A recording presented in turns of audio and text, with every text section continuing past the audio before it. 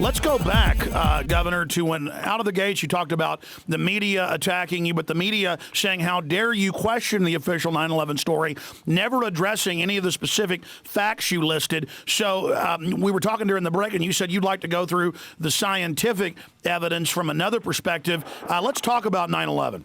Well, okay.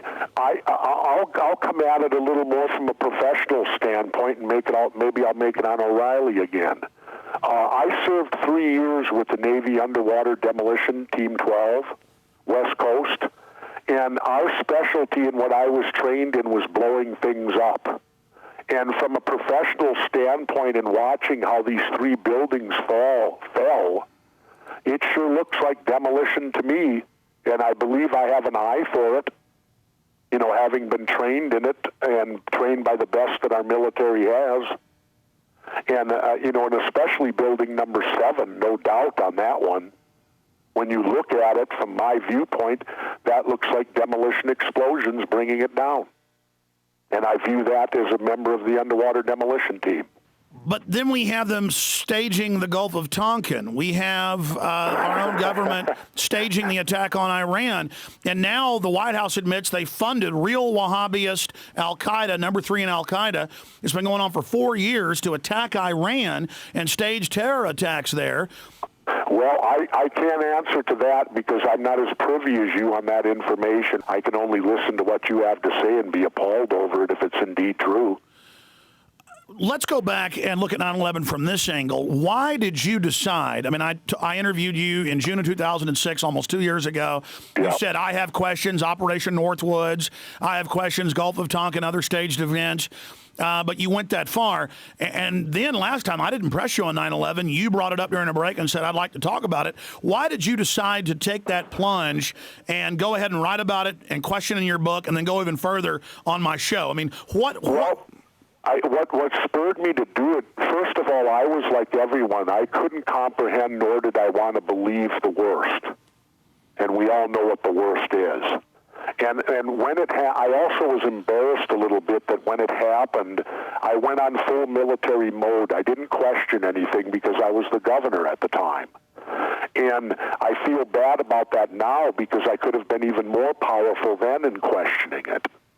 But I didn't because, again, I kind of went on military mode. Our country's been attacked. I believed what I was told, believed it, and went accordingly.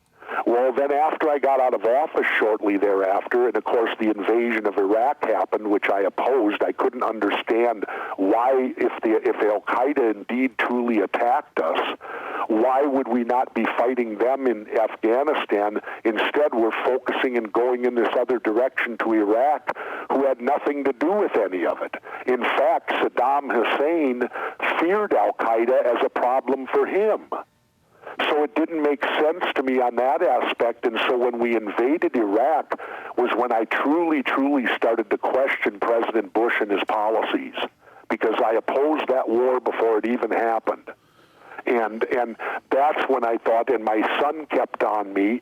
He kept telling me about this loose change that was on the internet, and I'm not very savvy to the internet generally.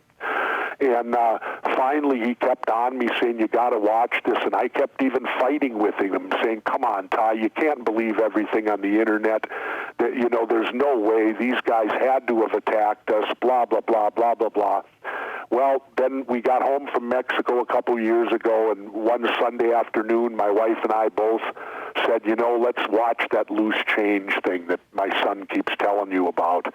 And so we had an hour or whatever it was. We went up to the computer room and we watched it. And when I watched it, it hit me like a punch in the stomach, the things that are brought up in it. So your instincts then picked up the truth of it. Yeah. Well, I guess you'd call it my instincts. I just, as I watched it and started putting things together, and the fact that why would George Bush drag his feet on any investigation? I put myself in that position as a governor or as a president. If I had a disaster happen like the one we had here in Minnesota where the bridge fell in the water, you would immediately commission a full-blown public study because, number one, if you're a true public servant, you want to know what happened, you want to know why, you want to learn everything you can to ensure it would never happen again. Well, you're right, Governor.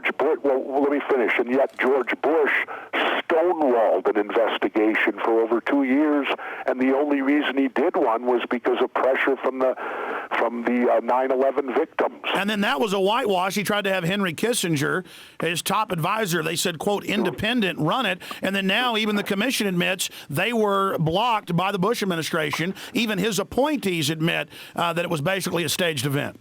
Yeah, and you know, and when I look at that what happened on that, and of course going back then to John F. Kennedy, which you know, I don't want to get into all of that, but certainly I've studied that for 20 years. When I was a wrestler riding on airplanes, it made for good study material. And I got hooked on it, and I don't believe that commission either. And it disturbs me a great deal that my government will be so dishonest with me and feel that they can't trust me with any real knowledge. Well, not just the government. Actually, in '79, as you know, they had a full-blown congressional commission that found that he had been murdered, and it was a conspiracy that JFK, that there was more than one shooter. But the media never covered that. They act like, oh, the Warren Commission, it's the end-all, be-all, and then Congress itself was ignored. Yeah, well, I know they were supposed to pass it along to the Justice Department. The Justice Department has done nothing. Well, you know, I guess that's up to their discretion. If they don't want to investigate anything, they don't, and that's why it stays forever hidden, because they don't want to investigate it. But you know, and it's you know, that's how I got into it. That's how I changed and basically opened my mind up and said, "What's going on here?" Was because of the fact of watching Loose Change that my son recommended to me through the internet, and the fact in watching and putting things together as I observed the reaction of our government and what they did and how they reacted. The other thing that I want to bring up strongly is this too. Having been a frogman and a Navy SEAL, I know what it's like to be in a position where failure is not an option. And in the case of our air national defense, failure is not an option. And on 9/11, they thoroughly failed. And here's my point. Why was nobody fired? Why did no one lose their job over the catastrophic failure of 9/11 if it's indeed what they told us it was? Well, someone should have lost their job when they they moved those nuclear warheads from North Dakota down to Louisiana a year ago or whatever it was. They violated many security standards. I read later 70 people were reassigned or lost their jobs because of that. And yet, for our good fortune, nothing happened. Well, you're right, Governor.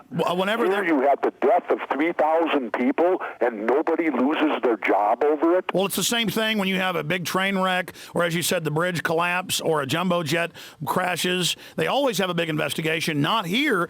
In fact, they banned cameras. They were totally restrictive. They acted very suspicious. Okay, well, listen, I appreciate you coming on the show, sir. Thanks, Alex. Always a pleasure, and I say this tongue-in-cheek, but I'm sure I'll be in big-ass trouble again. All right. All right, take care. Take care. Goodbye. Bye-bye.